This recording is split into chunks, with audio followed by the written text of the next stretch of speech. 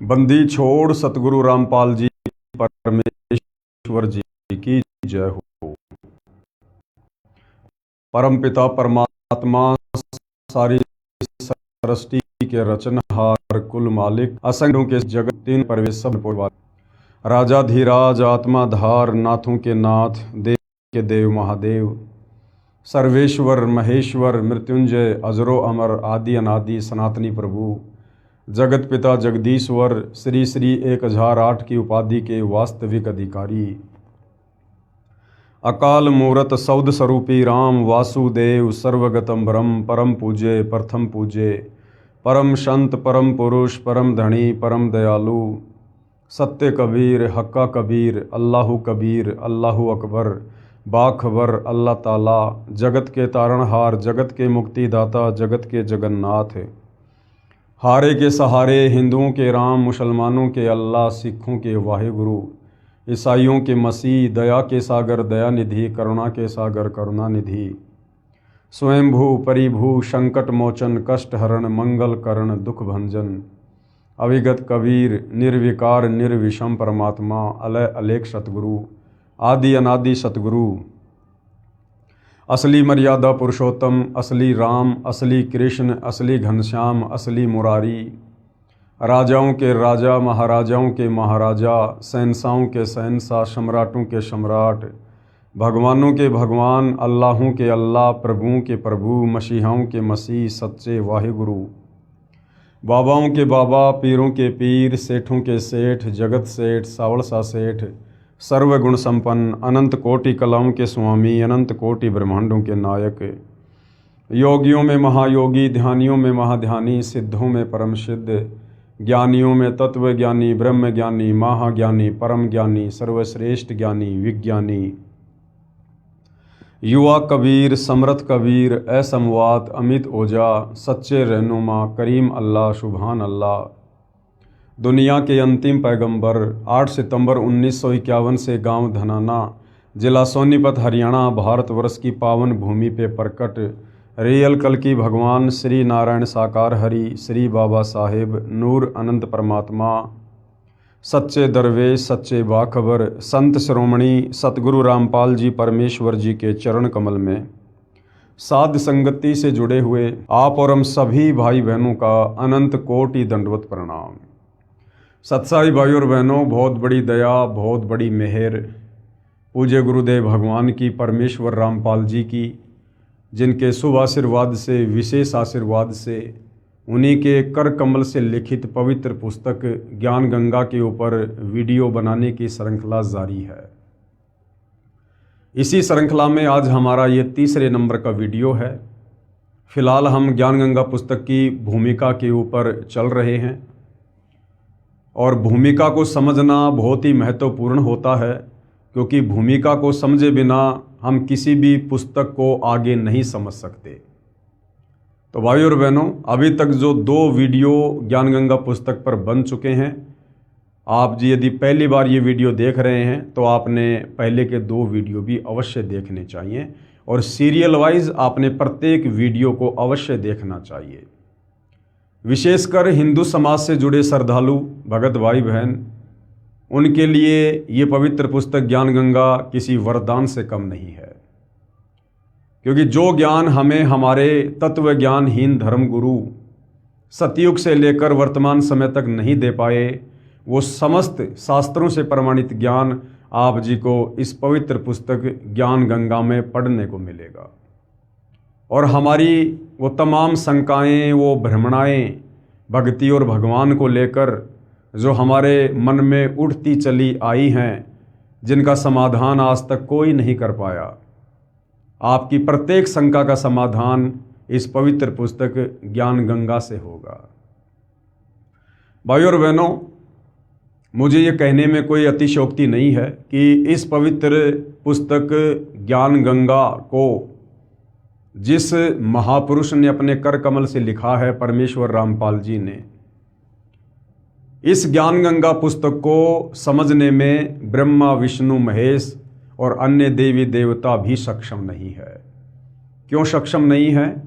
क्योंकि जब तक आप सृष्टि रचना से परिचित नहीं होंगे तब तक आप किसी भी धर्म के किसी भी धर्म ग्रंथ को नहीं समझ सकते। आप आत्मज्ञान के विषय में, परमात्म ज्ञान के विषय में, भक्ति या भगवान के विषय में नहीं जान सकते।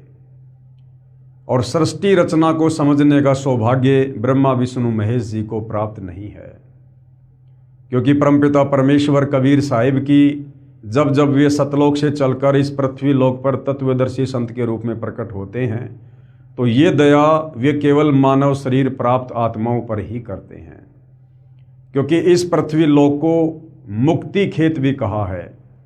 यानी जो इस काल ब्रह्म के 21 ब्रह्मांड हैं, उनमें केवल ये पृथ्वी लोक ही एक ऐसी जगह है जहाँ पर मनुष्य जन्म प्राप्त करके हम पूर्ण तत्वदर्शी संत की शरण में आकर मुक्ति प्राप्त कर सकते हैं। तो मोक्ष प्राप्ति का जो परम सौभाग्य वर्तमान में आप और हम मानव शरीरधारी आत्माओं को, स्त्री पुरुषों को है, ये सौभाग्य ब्रह्मा विष्णु महेश को भी नहीं है।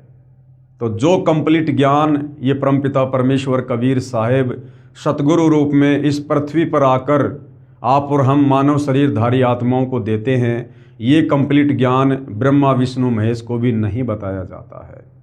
इसलिए भाइयों और बहनों, आप इस पुस्तक को कोई सामान्य पुस्तक ना समझें और ना ही पुस्तक के लेखक को कोई सामान्य संत या व्यक्ति समझें।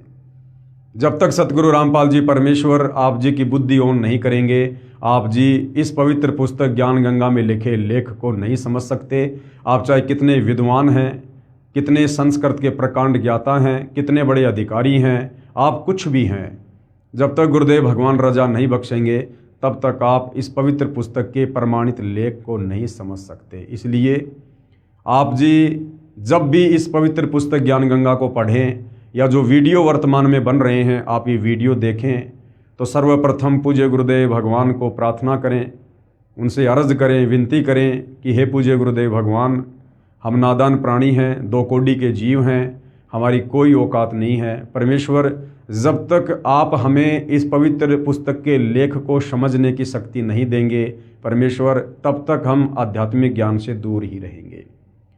तो परमेश्वर जब साधक के आधीन भाव को देखता है, श्रद्धा भाव को देखता है, तो अवश्य दया भी करता है। तो भाइयों और बहनों, आज इस पवित्र पुस्तक ज्ञान गंगा की भूमिका का तीसरा वीडियो है और इसमें पूज्य गुरुदेव भगवान ने क्या कुछ लिखा है, क्या कुछ कहा है, हमें समझाने का जो है ये सराहनीय प्रयास किया है। अब हम इसमें आगे बढ़ेंगे।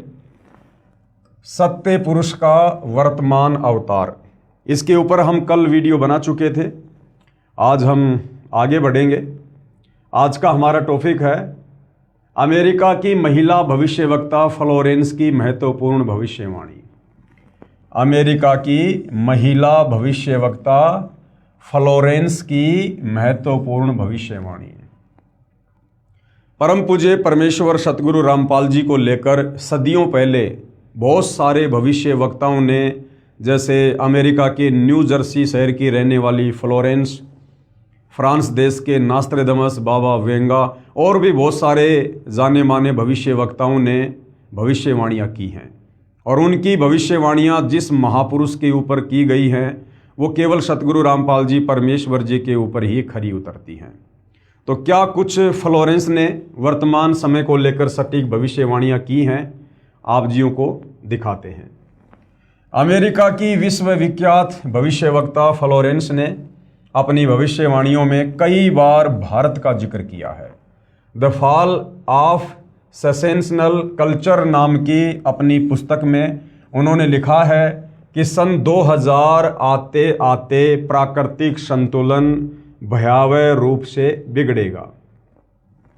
लोगों में आक्रोश की प्रबल भावना होगी, दुराचार पराकाष्ठा पर होगा। पश्चिमी देशों के विलासितापूर्ण जीवन जीने वालों में निराशा, बेचैनी और अशांति होगी। ये पश्चिमी देश कौन हैं? America, England, Britain, France, Germany, ये हैं पश्चिमी देश।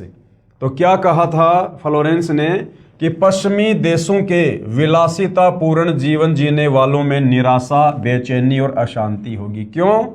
अध्यात्म की कमी के कारण। क्योंकि ये आत्मा उस समय तक शांत नहीं हो सकती है, इस आत्मा की चाहत, इस आत्मा की जिज्ञासा उस समय तक शांत नहीं हो सकती है जब तक इस आत्मा को अपनी वास्तविक खुराक भक्ति नहीं मिलती है। ये आत्मा युगों युगों से परमात्मा के लिए तड़प रही है। वो आत्माएं चाहे अमेरिका में हो, चाहे हिंदुस्तान में हो, चाहे जापान में हो, हम सब एक ही परमपिता परमेश्वर कबीर साहिब के बच्चे हैं, उन्हीं की आत्मा है। और सृष्टि रचना से आपको पता चलेगा कि जब से हम इस काल ब्रह्म के चक्कर में, इस 21 ब्रह्मांड में अपने परमपिता परमेश्वर कबीर साहिब को और अपने निज घर सतलोक को छोड़कर आए हैं, तब से हमें यहाँ पर सुख नाम की कोई वस्तु प्राप्त नहीं हो रही है। और जब से ये आत्मा सतलोक से आई है तब तक ये उन सुखों की चाहत में भटक रही है। और काल ने हम आत्माओं को अलग अलग देशों में बांट दिया, अलग अलग जातियों में और प्रजातियों में बांट दिया, धर्मों में बांट दिया, ताकि जब कभी वो परमपिता परमात्मा कबीर साहिब आप और हम आत्माओं पर दया करके इस काल के लोक में तत्वदर्शी संत की भूमिका करने के लिए आए, हमें सृष्टि रचना के माध्यम से सतलोक की जानकारी देने आए, हमें वापस सतलोक ले चलने के लिए आए, तो उस समय हम उस तत्वदर्शी संत के संपर्क में ना आ जाएं। इसलिए इस काल ने भिन्न भिन्न भाषाएं बनवा दी ताकि उस तत्वदर्शी संत की भाषा से अपरिचित होने के कारण ये आत्मा तत्व ज्ञान से दूर रहे। यानी बहुत सारी बेड़ियां आप और हम आत्माओं के पैरों में इस काल बली ने डाल रखी हैं। इसलिए इसने अलग अलग देश बना दिए, हमें अलग अलग टुकड़ों में विभाजित कर दिया, जातियों में, धर्मों में, संप्रदायों में, समुदायों में हमारे को इसने बांट दिया है। तो जो पश्चिमी देश में रहने वाले लोग हैं, जहाँ पर विज्ञान का बोलबाला है, जहाँ पर विज्ञान की चक्काचौंध है, लोग विलासितापूर्ण जीवन जीते हैं, वो विलासितापूर्ण जीवन जीने के बाद भी लोग अशांत हैं, बेचैन हैं अध्यात्म की कमी के कारण। अब परमपिता परमात्मा कबीर साहिब भारत की पवित्र भूमि पर प्रकट हैं, और यदि उन आत्माओं तक ये जानकारी पहुंच जाती है, अब ये उनके संस्कार पर, उनके भाग के ऊपर निर्भर है, क्योंकि सकल पदार्थ है जगमाही, भाग बिना नर पावत नाही। अगर उन आत्माओं तक ये जानकारी पहुंच जाती है और किसी भी प्रकार से यदि वो आत्माएं परम संत सतगुरु रामपाल जी के संपर्क में आ जाती हैं, उपदेश प्राप्त कर लेती हैं, तब कहीं जाकर उन आत्माओं की वो बेचैनी और वो जिज्ञासा, वो अशांति शांत हो सकती है, अन्यथा दूसरा कोई तरीका नहीं है। पश्चिमी देशों के विलासितापूर्ण जीवन जीने वालों में निराशा, बेचैनी और अशांति होगी, जो वर्तमान में हम देख भी रहे हैं। अतृप्त अभिलाषाएं, यानी कितना ही विज्ञान के माध्यम से आविष्कार कर लो, फिर भी उनकी अभिलाषाएं शांत नहीं हो सकती। पहले साइकिल बनाई, फिर आगे बढ़े मोटरसाइकिल बनाई, उससे भी शांति नहीं मिली। फिर चौपहिया वाहन बनाया, उससे भी शांति नहीं मिली। फिर एरोप्लेन बनाई, उससे भी शांति नहीं मिली। उसके बाद मंगल ग्रह पे जाने की योजना बना रहे हैं, चांद पर इंसान पहुंच चुका है। अर्थात जब तक हम सतलोक नहीं चले जाएंगे तब तक इस काल के 21 ब्रह्मांड में हमारी अभिलाषाएं इसी प्रकार से उबाल खाती रहेंगी। अतृप्त अभिलाषाएं और जोर पकड़ेंगी, जिससे उनमें आपसी कटुता बढ़ेगी, यानी उनका भाईचारा बिगड़ेगा, चारों ओर हिंसा और बर्बरता का वातावरण होगा। ऐसा वातावरण होगा कि चारों ओर हाहाकार मच जाएगा। और वर्तमान में हम देख रहे हैं भाई और बहनों, किस प्रकार से यूक्रेन और रसिया के बीच में युद्ध छिड़ा हुआ है, किस प्रकार से ईरान और इजराइल के बीच में, ईरान और अमेरिका के बीच में, पाकिस्तान और अफ़गानिस्तान के बीच में। और वर्तमान में हम युग परिवर्तन के दौर में जी रहे हैं, और युग परिवर्तन अटल सत्य है, क्योंकि इसी पवित्र पुस्तक में कबीर परमेश्वर सतगुरु रामपाल जी ने अपने कर कमल से लिखा हुआ है कि युग परिवर्तन का निर्धारित समय सन 1905 से लेकर 2028 तक है। तो हम युग परिवर्तन की दहलीज पर हैं, और जब जब युग परिवर्तन होता है भयंकर जनहानि होती है, त्राहिमाम त्राहिमाम होता है। मुश्किल से 1.5 वर्ष का समय है, क्योंकि हम वर्तमान में मई 2026 में जी रहे हैं और 2028 युग परिवर्तन का अंतिम दौर है। उससे पहले पहले जो तांडव यहाँ पर काल और दुर्गा के द्वारा मचाया जाएगा, शायद आप और हमने पहले कभी कल्पना भी नहीं की होगी। चाहे मानव निर्मित आपत्तियां आए, चाहे प्राकृतिक आपत्तियां आए, हर प्रकार से ये मानव शरीरधारी प्राणी या लक 84 योनियों के प्राणी इस समय असहनीय पीड़ाओं को जो है प्राप्त होंगे, क्योंकि ये युग परिवर्तन का दौर है। लेकिन क्या होगा? लेकिन भारत से उठने वाली एक नई विचारधारा। अब भारत से कौन सी विचारधारा उठेगी भाई? भक्ति की, अध्यात्म की, शास्त्र अनुकूल साधना की, जो विचारधारा सन 1994 से सतगुरु रामपाल जी ने लागू कर रखी है। यानी सन 1994 से सतगुरु रामपाल जी ने अपने यथार्थ तत्व ज्ञान का प्रचार प्रसार करना शुरू किया था। लेकिन भारत से उठने वाली एक नई विचारधारा इस घातक वातावरण को समाप्त कर देगी। वह विचारधारा वैज्ञानिक दृष्टि से सामंजस्य और भाईचारे का महत्व समझाएगी। यानी जो सतगुरु रामपाल जी की अध्यात्म वाली विचारधारा है, वो लोगों को समझाएगी वैज्ञानिक दृष्टि से कि भाई विज्ञान और धर्म में आपस में विरोधाभास नहीं है, विज्ञान और धर्म की कोई टक्कर, कोई मुकाबला नहीं है।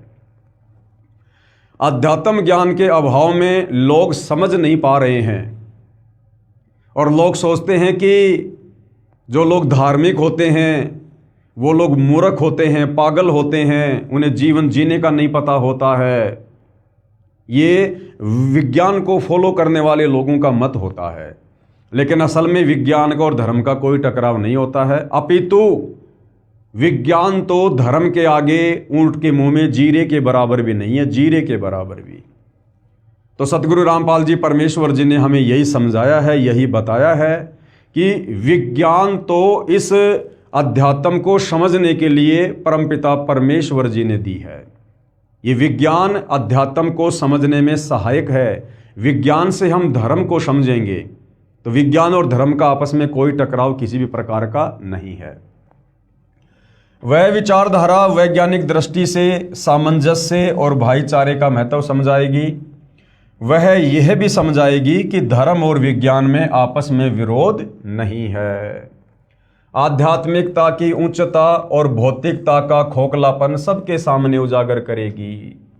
आध्यात्मिकता की उच्चता यानी भक्ति की शक्ति और भौतिकता का खोखलापन सबके सामने उजागर करेगी। यानी आने वाले समय में जो लोग भगत होंगे, जो भक्ति करेंगे, और भक्ति कौन सी? शास्त्र अनुकूल भक्ति। और शास्त्र अनुकूल भक्ति पूरे विश्व में जगत गुरु तत्वदर्शी सतगुरु रामपाल जी के पास है और कहीं नहीं है। तो आने वाले समय में जो लोग भक्ति करेंगे, नेक नीति से जीवन जिएंगे, सतगुरु की शरण में रहकर मर्यादा में भक्ति करेंगे, वो निरंतर ऊपर की ओर ही उठते चले जाएंगे। वो हर प्रकार की समस्याओं से, पीड़ाओं से, रोग से, कष्टों से, तीन ताप के दुख से दूर होंगे। और जो लोग विज्ञान को ही सब कुछ मानकर विलासितापूर्ण जीवन जी रहे हैं, उन लोगों के जीवन में आने वाले समय में कष्ट ही कष्ट होंगे। आध्यात्मिकता की उच्चता और भौतिकता का खोखलापन सबके सामने उजागर करेगी। मध्यम वर्ग उस विचारधारा से बहुत अधिक प्रभावित होगा। मध्यम वर्ग कौन है? आप और हमारे जैसे लोग जो ना गरीब हैं ना अमीर हैं, जो ना गरीब हैं ना अमीर हैं, अपना नेक नीति ईमानदारी से मेहनत मजदूरी करके, कोई अपने खेतों में काम करके, छोटा मोटा व्यवसाय करके जो अपना और अपने परिवार का पालन पोषण कर रहा है, उनको कहते हैं मध्यम वर्ग के लोग। तो सबसे पहले आप देख रहे होंगे सतगुरु रामपाल जी की शरण में मध्यम वर्ग के लोग ही आए हैं। मध्यम वर्ग उस विचारधारा से बहुत अधिक प्रभावित होगा। यह वर्ग समाज के सभी वर्गों को अच्छे समाज के निर्माण के लिए उत्प्रेरित करेगा। जिस प्रकार मध्यम वर्ग से आने वाले सतगुरु रामपाल जी के फॉलोअर आज ज्ञान गंगा पुस्तक को हाथ में लेकर सभी लोगों को ज्ञान समझाने की दिशा में आगे बढ़ रहे हैं। एक अच्छे और स्वच्छ समाज का निर्माण करने के लिए बीड़ा उठा रखा है ज्ञान आधार से। यह वर्ग समाज के सभी वर्गों को अच्छे समाज के निर्माण के लिए उत्प्रेरित करेगा। यह विचारधारा पूरे विश्व में चमत्कारी परिवर्तन लाएगी। यही सतगुरु रामपाल जी का ज्ञान, सतगुरु रामपाल जी के द्वारा दी गई शास्त्र अनुकूल सत भक्ति पूरे विश्व को बदल के रख देगी आने वाले समय में। आगे उस फ्लोरेंस ने क्या कहा? मुझे अपनी छठी अतीन्द्रिय शक्ति से यह एहसास हो रहा है कि इस विचारधारा को जन्म देने वाला वह महान संत भारत में जन्म ले चुका है। अब भाइयों और बहनों, ये जितने भी भविष्य वक्ता होते हैं इनको अध्यात्म के विषय में कोई विशेष जानकारी नहीं होती है। ये शास्त्र अनुकूल सत भक्ति से परिचित नहीं होते हैं। ये जो भी कुछ भविष्यवाणी करते हैं ये इनकी अपनी भक्ति कमाई होती है। जब इन्होंने कभी किसी जन्म में, जब इनको मनुष्य जन्म प्राप्त था स्त्री या पुरुष का, और इन्होंने तत्वदर्शी संत की शरण में आकर जैसे भी भक्ति की परंतु ये मोक्ष प्राप्त नहीं करवा पाए, तो उस समय की गई भक्ति के प्रतिफल में, उसके स्वरूप में आगे जब इनको मनुष्य जन्म मिलता है तो पूर्व जन्म की थोड़ी बहुत भक्ति इनके पास में शेष रह जाती है। उस भक्ति के आधार से इस प्रकार के जो ये दर्शन हैं, ये लोग इस प्रकार की भविष्यवाणियां जो है ये करते हैं। वैसे इनको अध्यात्म के विषय में कंप्लीट जानकारी नहीं होती है। मुझे अपनी छठी अतीन्द्रिय शक्ति से यह एहसास हो रहा है कि इस विचारधारा को जन्म देने वाला वह महान संत भारत में जन्म ले चुका है। हालांकि सतगुरु रामपाल जी, परमेश्वर जी, आप और हमारी तरह माँ के गर्भ से एक आम व्यक्ति की तरह जेर में लिपट कर माँ के गर्भ से बाहर नहीं आए हैं, और ना ये कबीर भगवान कभी माँ के गर्भ से जन्म लेता है, क्योंकि परमेश्वर जी की अपनी वाणी है, ना सतगुरु जननी जने जाके माना बाप, पिंड ब्रह्मंड से रहित है ना वहाँ तीनों ताप। अभी आप सतगुरु रामपाल जी के तत्व ज्ञान से अपरिचित हैं। अभी आप पहले उनके ज्ञान को थोड़ा अच्छे से समझिएगा, सत्संग सुनिएगा, फिर जब आप उनके शरण में आकर भक्ति शुरू करेंगे, परमेश्वर आपका ज्ञान योग खोलेंगे, फिर आपको ये सारी बातें समझ में आएंगी कि क्यों तत्वदर्शी संत कभी माँ के गर्भ से जन्म नहीं लेता है। क्योंकि तत्वदर्शी संत की भूमिका, पूर्ण संत की भूमिका, या यूं कहिए जगत गुरु की भूमिका स्वयं कबीर भगवान ही निभाने के लिए धरती पर आते हैं। और कबीर भगवान जो कि स्वयंभू है, परिभू है, जिन्होंने सर्व आत्माओं को उत्पन्न किया है, उन्हें जन्म देने में कोई भी आत्मा सक्षम नहीं है। वो कबीर परमात्मा जब चाहे, जहाँ चाहे, जिस उम्र में चाहे वो प्रकट होकर अपना ज्ञान देता है। तो सतगुरु रामपाल जी परमेश्वर कोई सामान्य संत या महात्मा नहीं है।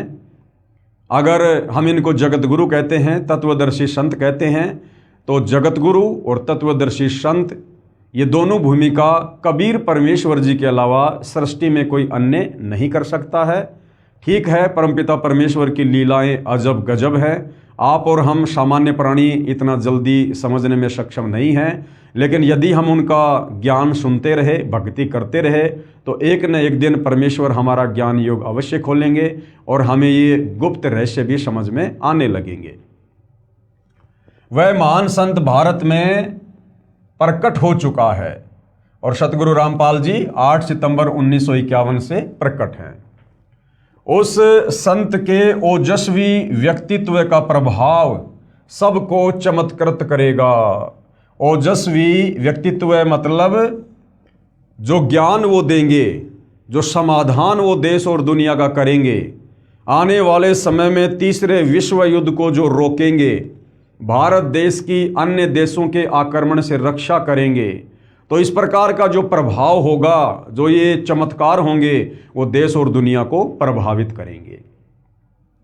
उस संत के ओजस्वी व्यक्तित्व का प्रभाव सबको चमत्कृत करेगा।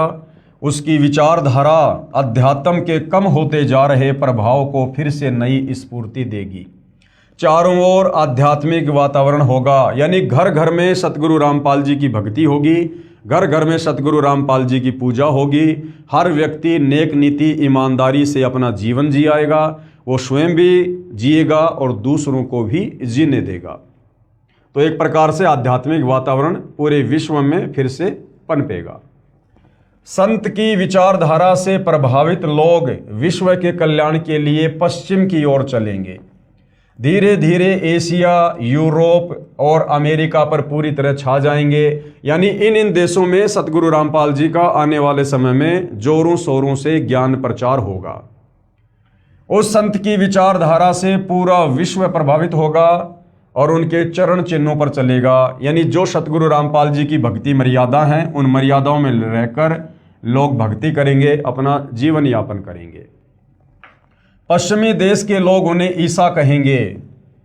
पश्चिमी देश के लोग यानी जो ये ईसाई लोग हैं, जो ईसा मसीह को मानते हैं, जब उन्हें सतगुरु रामपाल जी परमेश्वर जी के विषय में पता चलेगा कि तुम्हारा रियल मसीहा धरती पर 8 सितंबर 1951 को प्रकट हो चुका है सतगुरु रामपाल जी के नाम से, तो जो पश्चिमी देशों के लोग हैं वो सतगुरु रामपाल जी को पहचान कर उन्हें अपना मसीहा कहेंगे।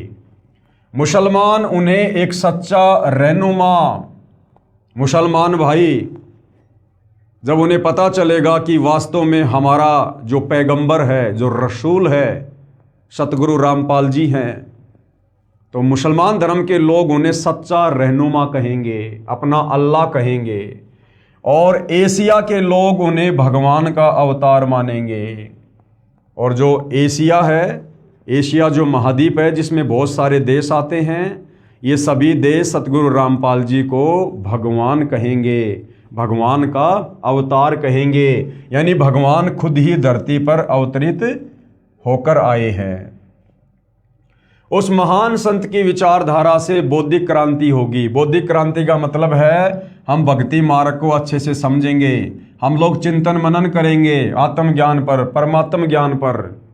बुद्धिजीवियों की मान्यताएं बदलेंगी। यानी जो पढ़े लिखे लोग, बड़े बड़े शिक्षित लोग, बड़े बड़े अधिकारी लोग जो उच्च उन पदों पर आसीन हैं, जो विज्ञान को ही सब कुछ माना करते थे, शिक्षा को ही सब कुछ मान बैठे थे, अब उन लोगों की विचारधारा बदलेगी और उन लोगों का रुख धीरे धीरे भक्ति की तरफ बढ़ेगा।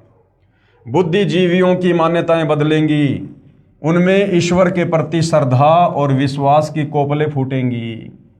फ्लोरेंस के अनुसार वह संत भारत में प्रकट हो चुका है। फ्लोरेंस के अनुसार जन्म ले चुका है और हम भक्तों के अनुसार प्रकट हो चुका है। वह इस संत से काफी प्रभावित थी। अपनी एक दूसरी पुस्तक golden light of new era में भी उन्होंने लिखा है, जब मैं ध्यान लगाती हूं तो अक्सर एक संत को देखती हूं। यानी जो फ्लोरेंस है, यह आज से सैकड़ों वर्ष पहले जब ध्यान लगाया करती थी तो सतगुरु रामपाल जी की वर्तमान स्थिति को वो देखा करती थी। जब मैं ध्यान लगाती हूं तो अक्सर एक संत को देखती हूं, गौर वर्ण यानी गोरा रंग, गौर वर्ण का है, सफेद बाल हैं, उनके मुख पर न दाढ़ी है न मूंछ है। उस संत के ललाट यानी माथे पर गजब का तेज होता है। उनके ललाट पर आकाश से एक नक्षत्र के प्रकाश की किरणें निरंतर बरसती रहती हैं। मैं देखती हूं कि वह संत अपनी कल्याणकारी विचारधारा तथा अपने सत्य चरित्र प्रबल अनुयायियों की शक्ति से संपूर्ण विश्व में नए ज्ञान का प्रकाश फैला रहे हैं। यानी वर्तमान में देश और दुनिया में जिस प्रकार से सतगुरु रामपाल जी का तेजी से प्रचार प्रसार हो रहा है, ये सत भक्ति मार्ग जो तेजी से बढ़ रहा है, इस समय को फ्लोरेंस जब ध्यान लगाती थी तो सैकड़ों वर्ष पहले वो देखा करती थी। वह संत अपनी शक्ति निरंतर बढ़ा रहे हैं। अब सतगुरु रामपाल जी के द्वारा निरंतर अपनी शक्ति बढ़ाने का मतलब ये नहीं है कि सतगुरु रामपाल जी कोई जिम करते हैं या कोई व्यायाम करते हैं, अपने शरीर की शक्ति बढ़ा रहे हैं।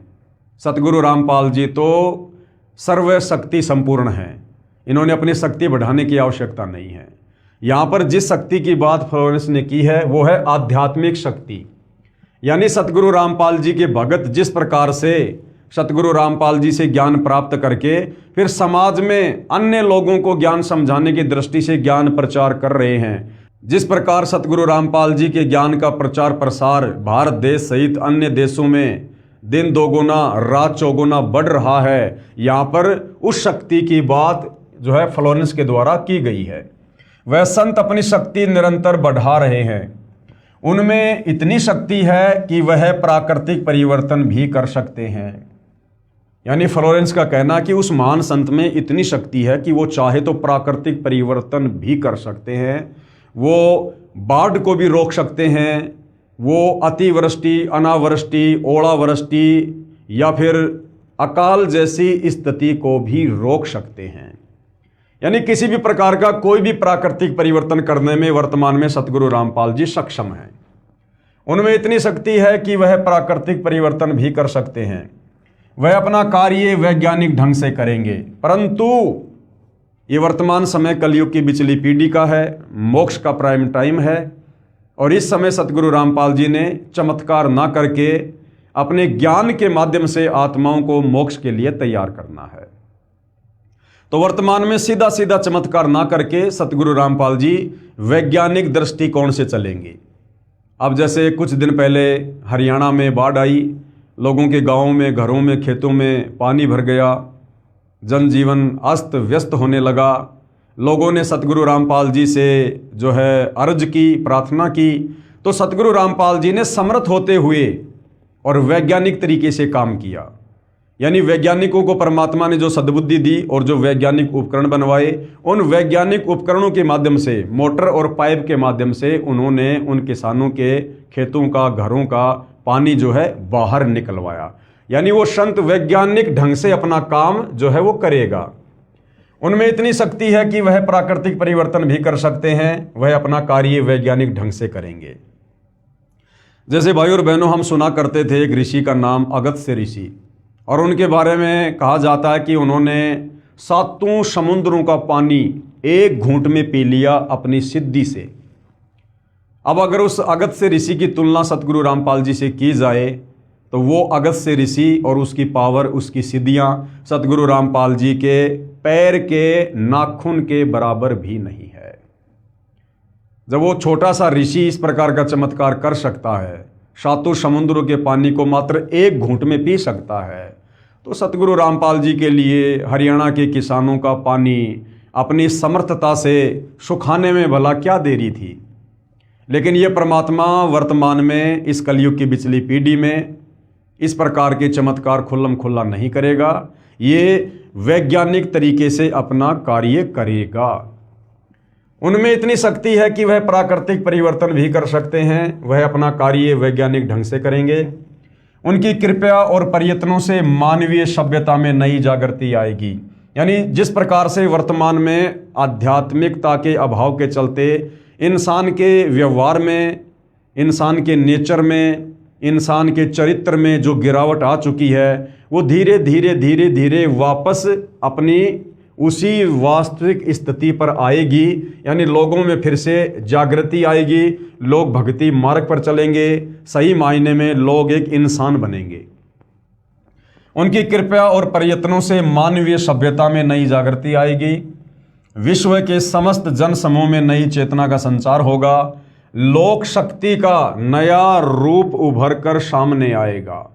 लोक शक्ति का नया रूप, अब ये लोक शक्ति का नया रूप क्या है? यानी इस विश्व में यदि आने वाले समय में किसी महापुरुष को सबसे ज़्यादा अगर समर्थन मिलेगा जनता का, तो केवल सतगुरु रामपाल जी को मिलेगा। लोक शक्ति का एक नया रूप उभर कर सामने आएगा, जो सत्ताधारियों की मनमानियों पर अंकुश लगा देगा। यानी आने वाले समय में सतगुरु रामपाल जी को देश और दुनिया का इतना ज़बरदस्त समर्थन मिलेगा, ये जो सत्ताधारी लोग हैं, जो राजनेता हैं, इनकी मनमानियों के ऊपर अंकुश लग जाएगा।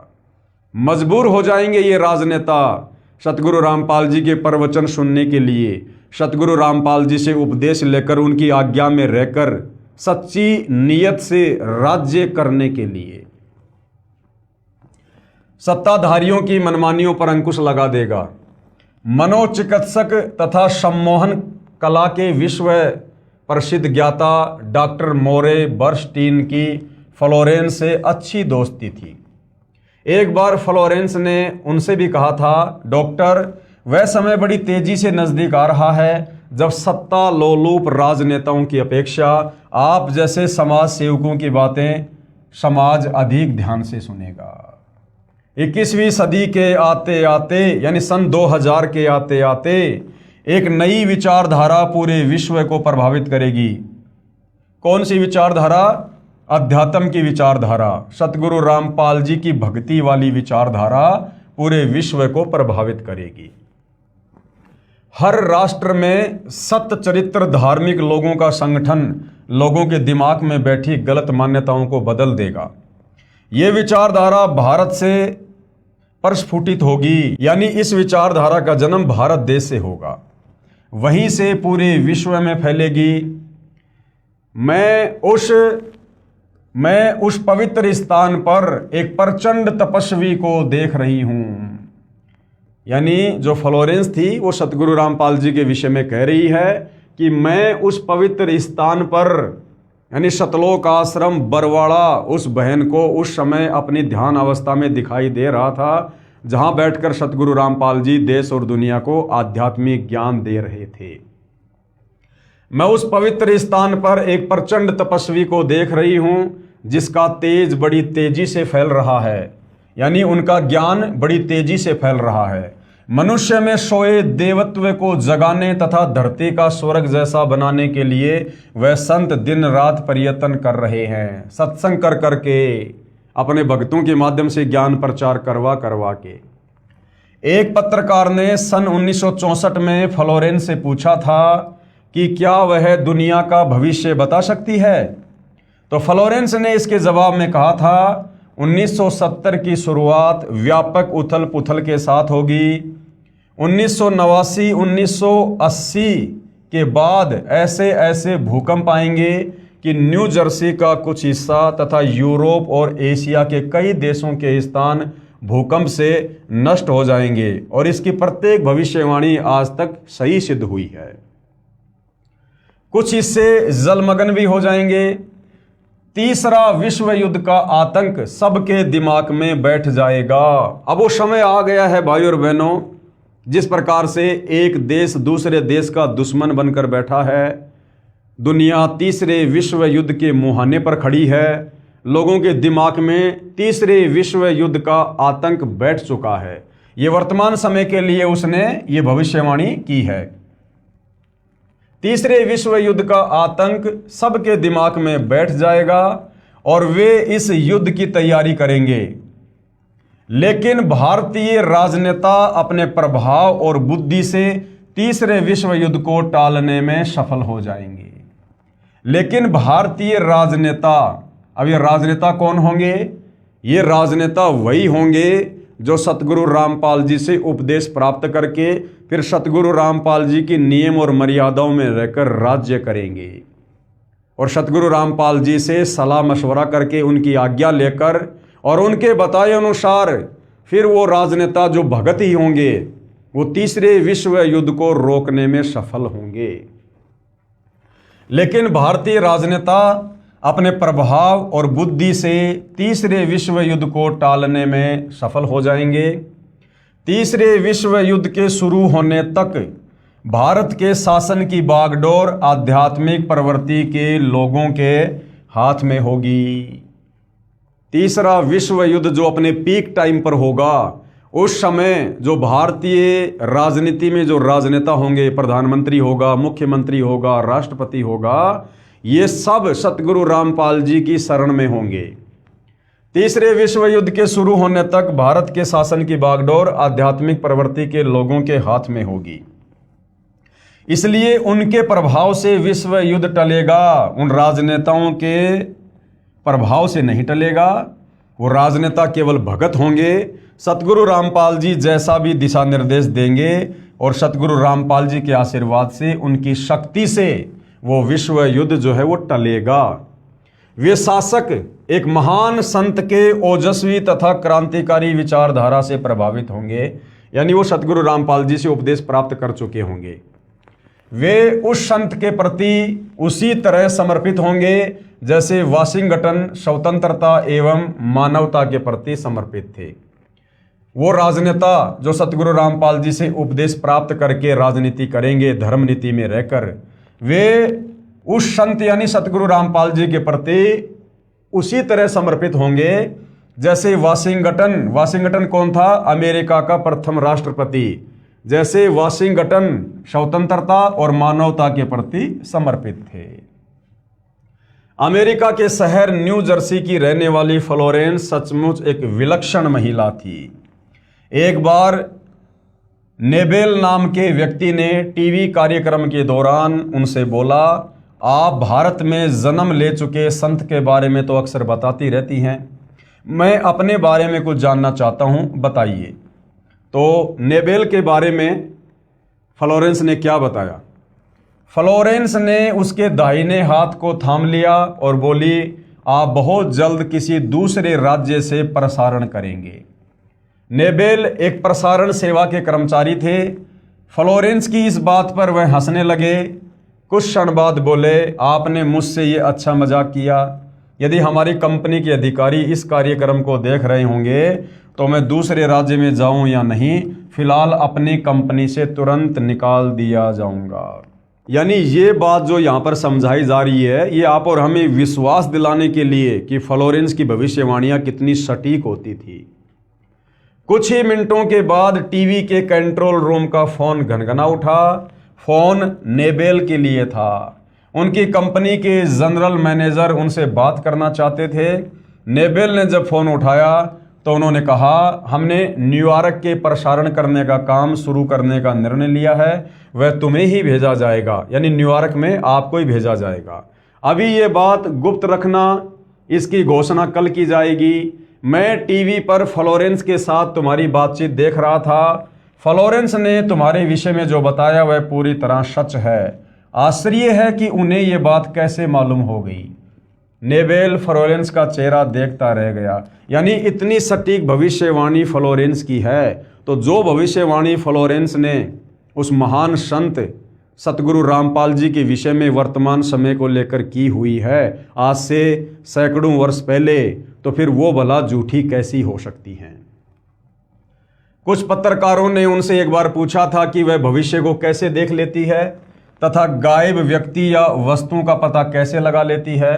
तो फ्लोरेंस ने बताया, मुझे स्वयं नहीं मालूम कि ऐसा कैसे संभव हो जाता है। दास ने आपको थोड़ी देर पहले बताया कि ये जितने भी भविष्य वक्ता हैं, ये जो भविष्यवाणियां करते हैं, ये जो भविष्य को देखते हैं ध्यान अवस्था में, इनके पूर्व जन्म की भक्ति कमाई होती है। उस भक्ति कमाई के चलते ये इस प्रकार के दर्शन भविष्य के कर लेते हैं। बाकी वैसे ये भक्ति मार्ग से परिचित नहीं होते हैं। तो फ्लोरेंस कह रही है कि मुझे स्वयं नहीं मालूम कि ऐसा कैसे संभव हो जाता है।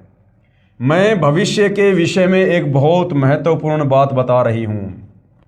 20वीं शताब्दी के अंत में, यानी सन 2000 खत्म होते ही, सन 2001 से 21वीं शताब्दी शुरू हो गई है। तो क्या कह रही है फ्लोरेंस? 20वीं शताब्दी के अंत में, यानी सन 2000 के आसपास में, भारतवर्ष से एक प्रकाश निकलेगा और यह प्रकाश पूरी दुनिया को उन दैवी शक्तियों के विषय में जानकारी देगा। तो भाइयों और बहनों, सन 1994 में, सन 2000 से 6 वर्ष पहले इन देवी देवताओं के विषय में, ब्रह्मा विष्णु महेश के माता पिता के विषय में, इनके जन्म और मरण के विषय में, काल और दुर्गा के विषय में, अक्षर पुरुष के विषय में, धर्मशास्त्रों के विषय में, शतलोक और सृष्टि रचना के विषय में जो जानकारी सतयुग से लेकर वर्तमान तक छुपी हुई थी, किसी भी धर्म का कोई भी धर्मगुरु समाज को नहीं बता पाया था तत्व ज्ञान के अभाव से, वो जानकारी सतगुरु रामपाल जी ने उजागर करनी शुरू की उन दैवीय शक्तियों के विषय में। उसके विषय में यहाँ पर फ्लोरेंस कह रही है कि 20वीं शताब्दी के अंत में भारतवर्ष से एक प्रकाश निकलेगा, यानी सतगुरु रामपाल जी के विषय में बात हो रही है, जो उन्होंने 1994 में अपना यथार्थ 13वां कबीर पंथ शुरू करके ज्ञान प्रचार करना शुरू किया था। 20वीं शताब्दी के अंत में भारतवर्ष से एक प्रकाश निकलेगा। ये प्रकाश पूरी दुनिया को उन दैवीय शक्तियों के विषय में जानकारी देगा जो अब तक हम सभी के लिए रहस्यमय बनी हुई थी। यानी किसी को नहीं पता था। सब लोग ब्रह्मा विष्णु महेश को अजरो अमर मानते थे, दुर्गा जी को जगत जननी मानते थे, श्री ब्रह्मा जी को सृष्टि का रचयिता माना करते थे, धर्म कर्म के जाल में उलझे हुए थे। तो 20वीं सदी के अंत में, यानी 20वीं सदी समाप्त होती है सन 2000 में, और उसका जो अंतिम समय था उससे 6 साल पहले सन 1994 से सतगुरु रामपाल जी ने उन दैवीय शक्तियों के विषय में, देवी देवताओं के विषय में अपने तत्व ज्ञान के माध्यम से लोगों को जानकारी देना शुरू किया, जो अब तक हम सभी के लिए रहस्य में बनी हुई थी। देवी शक्तियों की जानकारी जो सतगुरु रामपाल जी महाराज द्वारा बताई गई है, कृपया पढ़ें इसी पुस्तक के पेज नंबर 20 पर सृष्टि रचना। एक दिव्य महापुरुष द्वारा ये प्रकाश पूरे विश्व में फैलेगा। ये अध्यात्म वाला, भक्ति मार्ग वाला एक दिव्य महापुरुष यानी सतगुरु रामपाल जी के द्वारा ये प्रकाश, अध्यात्म का प्रकाश पूरे विश्व में फैलेगा। वह सभी को सत मार्ग पर चलने की प्रेरणा देगा, भक्ति मार्ग पर चलने की प्रेरणा देगा। समस्त दुनिया में एक नई सोच की ज्योति फैलेगी। जब मैं ध्यान अवस्था में होती हूँ तो अक्सर यह दिव्य महापुरुष मुझे दिखाई देते हैं। यानी सतगुरु रामपाल जी का वर्तमान स्वरूप फ्लोरेंस को सैकड़ों वर्ष पहले ध्यान अवस्था में ज्यों का त्यों दिखाई दिया करता था। अब भाइयों और बहनों, ये भविष्य वक्ता हैं कौन? आम आदमी को क्यों भविष्य दिखाई नहीं देता? आम आदमी क्यों भविष्यवाणी नहीं करता? अब ये फ्लोरेंस, बाबा वेंगा, नास्ट्राडामस, ये कौन आत्माएं हैं? जैसे वर्तमान में परमात्मा धरती पर हैं सतगुरु रामपाल जी के नाम से। ये कलयुग की बिचली पीढ़ी का समय है। दुनिया को तो हालांकि ये पता ही नहीं कि कलयुग की बिचली पीढ़ी क्या होती है। जब सतगुरु रामपाल जी से उपदेश लेंगे, सत्संग सुनेंगे, तो इस समय के विषय में उनको पता चलेगा कि ये भक्ति युग है, ये मोक्ष युग है इस समय, जिसको आध्यात्मिक भाषा में कलयुग की बिचली पीढ़ी कहा जाता है। तो इस कलयुग की बिचली पीढ़ी में जो भगत भाई बहन पूर्ण मर्यादा में रहकर, समस्त मंत्र प्राप्त करके, अपने धर्म कर्म में रहकर, पतिव्रता पद पर रहकर, गुरु को परमेश्वर मानकर आजीवन भक्ति करके जो सतलोक चले जाएंगे, उनका तो मोक्ष हो जाएगा। और जो आत्माएं भक्ति करते करते किसी न किसी कारण से मोक्ष प्राप्त नहीं कर पाएंगी, फिर उन आत्माओं के इस प्रकार के जन्म होते हैं। वही आत्मा फिर आगे चलकर भविष्य वक्ता बनती हैं, देवी देवता बनते हैं, साधु संत महात्मा बनते हैं, ऋषि बनते हैं, गोरखनाथ जैसे बनते हैं। फिर ये आत्माएं होती हैं। और इस कलयुग की बिचली पीढ़ी में वर्तमान समय में जो भक्ति हम कर रहे हैं, और ये भक्ति हमारे अंतःकरण में जमा हो जाती है, और यदि हम पार नहीं हो पाते हैं तो ये भक्ति काफ़ी लंबे समय तक ये चलती है, इतनी जल्दी ये खर्च नहीं होती है। तो जब कभी उस आत्मा को मनुष्य जन्म मिलता है और यदि उसकी भक्ति सुरक्षित है, तो उस भक्ति के प्रभाव से फिर वो इस प्रकार से भविष्य बताना शुरू कर देता है। तो फ्लोरेंस भी उन्हीं आत्माओं में से एक थी। अक्सर ये दिव्य महापुरुष मुझे दिखाई देते हैं। फ्लोरेंस ने बार बार इस संत या दिव्य महापुरुष का जिक्र किया है। साथ ही यह भी बताया है कि उत्तरी भारत के एक पवित्र स्थान पर वह मौजूद है। जो हरियाणा है वो भारत के मानचित्र में वो एक उत्तरी राज्य है। तो क्या कह रही है कि उत्तरी भारतवर्ष के एक पवित्र स्थान पर वह मौजूद है, यानी सतलोक आश्रम बरवाड़ा, वो जगह उस फ्लोरेंस को उस समय दिखाई दे रही थी। सज्जनों, उपरोक्त भविष्यवाणी तथा वर्तमानवाणी है जो परम संत रामपाल जी महाराज पर खरी उतरती है, यानी सतगुरु रामपाल जी भगवान पर यह वाणी खरी उतरती है, तथा इसी का समर्थन अन्य भविष्यवाणियां भी करती हैं जो आगे लिखी हैं। वो भी हम देखेंगे इसी पुस्तक में। आगे हम इस पवित्र पुस्तक ज्ञान गंगा में बढ़े। भाई बाले वाली जन्म साखी में प्रमाण, यानी वर्तमान में सतगुरु रामपाल जी ही वो महापुरुष है, वो परम संत है, जगत गुरु है, जो दुनिया का उद्धार करेंगे और इस आध्यात्मिक शक्ति को, आध्यात्मिक चेतना को पूरे विश्व में फैलाएंगे। ये भाई बाले वाली जन्म साखी में भी इसका जो है ये प्रमाण है। एक महापुरुष के विषय में भाई बाले वाली जन्म साखी में भगत प्रहलाद की भविष्यवाणी। ये भाई बाला कौन था? भाई बाला और मर्दाना ये आदरणीय नानक जी के भगत थे। ये ज़्यादातर समय ये नानक जी के साथ में रहा करते थे। तो भाई बाले वाली जन्म साखी में प्रमाण। भाई बाले वाली जन्म साखी में लिखा गया विवरण स्पष्ट करता है कि सतगुरु रामपाल जी महाराज ही वह अवतार हैं जिन्हें परमेश्वर कबीर जी तथा संत नानक जी के पश्चात पंजाब की धरती पर अवतरित होना था। अवतरित होना था। एक होता है अवतार, एक होता है अवतरित होना। अवतार होता है किसी आत्मा को भेजा जाता, उसको अवतार कहते हैं। जैसे विष्णु लोक जी से जो आत्माएं यहाँ आती है, अवतार धारण करती हैं, उनको अवतार कहा जाता है। और अवतरित का मतलब होता है खुद वो माँ शक्ति धरती पर प्रकट हो, उसको अवतरित होना कहते हैं। तो कबीर परमेश्वर सतगुरु रामपाल जी स्वयं सतलोक से चलकर 8 सितंबर 1951 को भारत की पवित्र भूमि पर अवतरित हुए हैं। तो क्या कहा था? जिन्हें परमेश्वर कबीर जी तथा संत नानक जी के पश्चात पंजाब की धरती पर अवतरित होना था। और सतगुरु रामपाल जी 8 सितंबर 1951 को पंजाब की धरती पर ही सतलोक से चलकर सीधे उतरे हैं, प्रकट हुए हैं, अवतरित हुए हैं। सतगुरु रामपाल जी महाराज 8 सितंबर 1951 को गांव धनाना, जिला सोनीपत, हरियाणा प्रांत, उस समय पंजाब प्रांत, क्योंकि 8 सितंबर 1951 को जिस समय सतगुरु रामपाल जी भारतवर्ष की पवित्र भूमि पर अवतरित हुए, उस समय हरियाणा राज्य नहीं बना था। सन 1951 में हरियाणा राज्य का जन्म नहीं हुआ था। उस समय ये हरियाणा का क्षेत्र ये पंजाब के अंतर्गत था। 8 सितंबर 1951 को गांव धनाना, जिला सोनीपत, हरियाणा प्रांत, उस समय पंजाब प्रांत, भारत की पवित्र धरती पर श्री नंदराम जाट के घर जाट वर्ण में श्रीमती इंदिरा देवी के घर पर प्रकट हुए। हालांकि यहाँ पर लेखक के द्वारा लिखा है श्रीमती इंदिरा देवी की कोख से जन्मे, जबकि भाई और बहनों सतगुरु के विषय में परिभाषा है, परमेश्वर की अमरवाणी है, ना सतगुरु जननी जने, जननी यानी माँ और जने यानी पैदा होना। अगर कोई सतगुरु है वास्तव में तो सतगुरु केवल कबीर साहिब है। कबीर साहिब के अलावा इस धरती पर कोई सतगुरु की भूमिका कर ही नहीं सकता। और सतगुरु के विषय में क्या है? ना सतगुरु जननी जने, जाके माना बाप, पिंड ब्रह्मंड से रहित है, ना वहाँ तीनों ताप। तो जब आप इस अध्यात्म में धीरे धीरे धीरे धीरे आगे बढ़ेंगे, हमारी बुद्धि का विकास होगा, तो हमें सतगुरु की परिभाषा भी समझ में आएगी। फिलहाल आप जन्म लेना कह सकते हैं, क्योंकि फिलहाल आप जी अध्यात्म से अच्छे से परिचित नहीं हैं। लेकिन जब आप उपदेश लेकर इस ज्ञान की गहराई में जाओगे तो आपको सतगुरु की परिभाषा समझ में आने लगेगी। श्रीमती इंदिरा देवी के घर प्रकट हुए।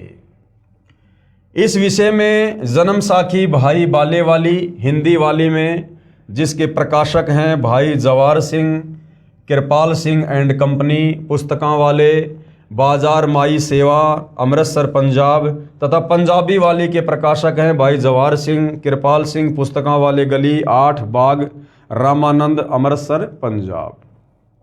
क्या लिखा इसमें? इसमें लिखा अमर लेख इस प्रकार है।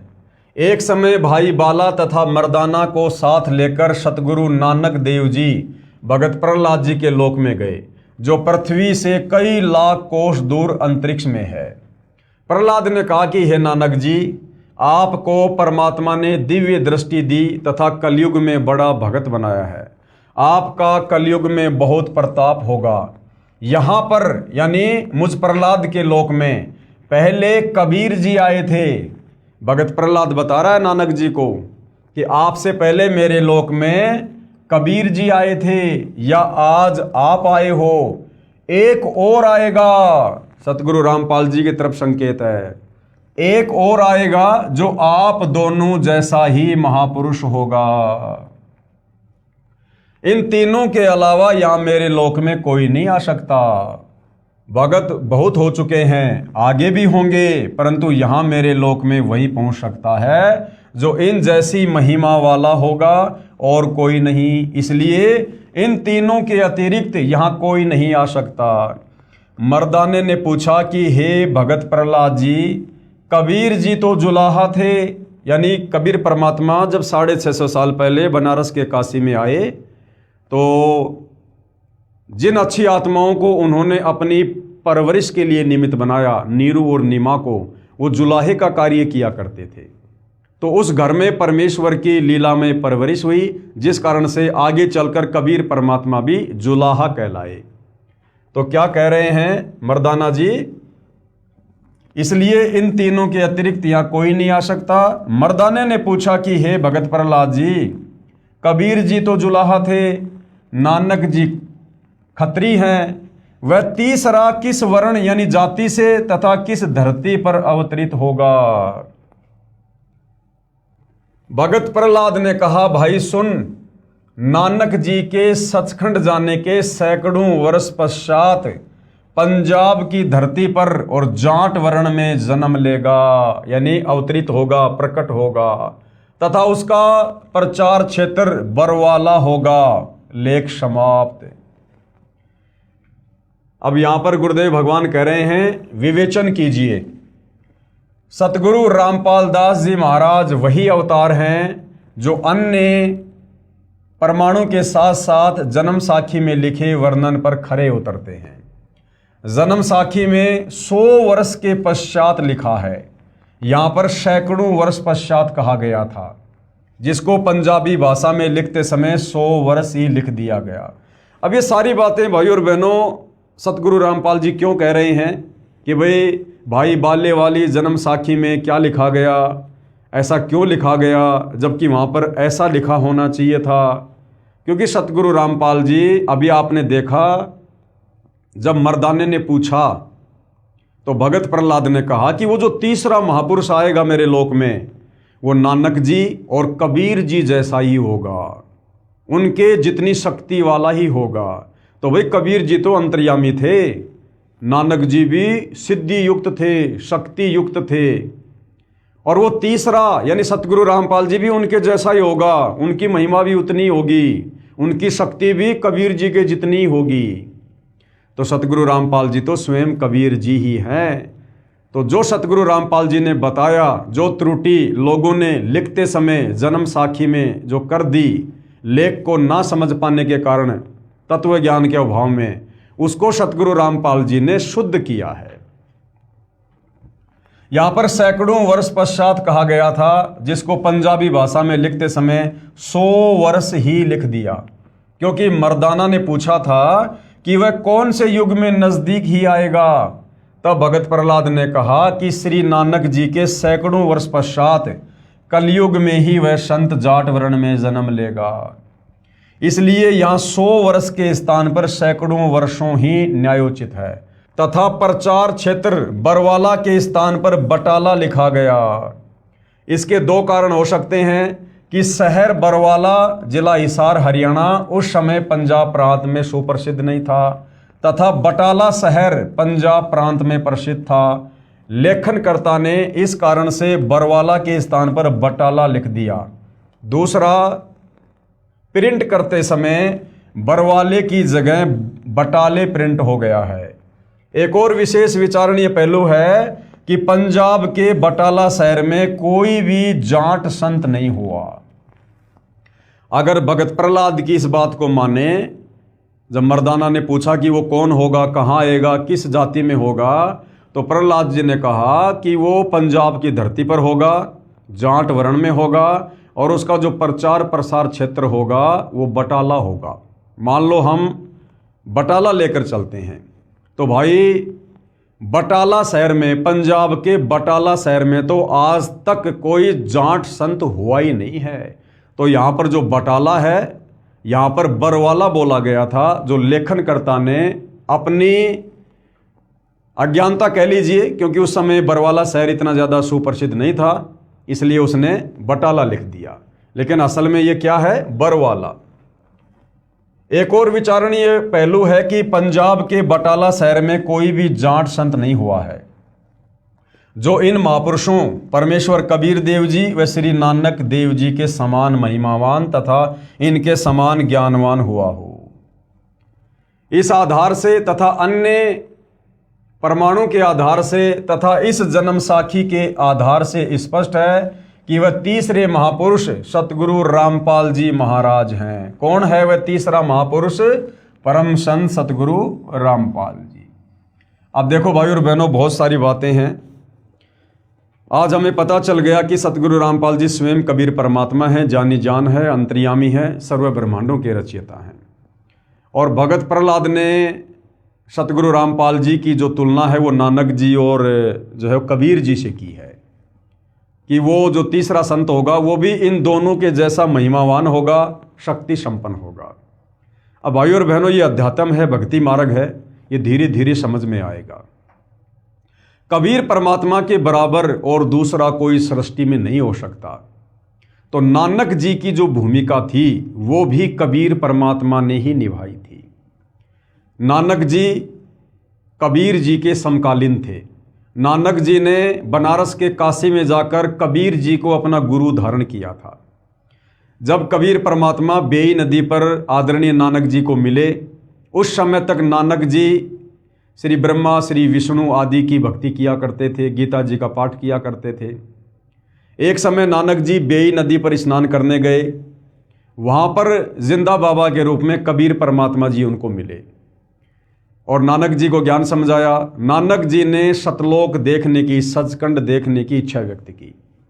तो परमात्मा जी ने नानक जी को उनके शरीर से उनकी आत्मा को निकालकर उनको सचखंड लेकर गए और 3 दिन तक नानक जी को सतलोक घुमाया, दिखाया, नीचे ब्रह्मा विष्णु महेश के लोक दिखाए, पूरी सृष्टि की जानकारी उनको समझाई।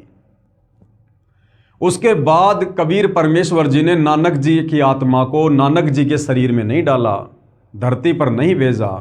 ये सूक्ष्म ज्ञान है। कबीर परमात्मा ने नानक जी की आत्मा को मिनी सतलोक में बैठा दिया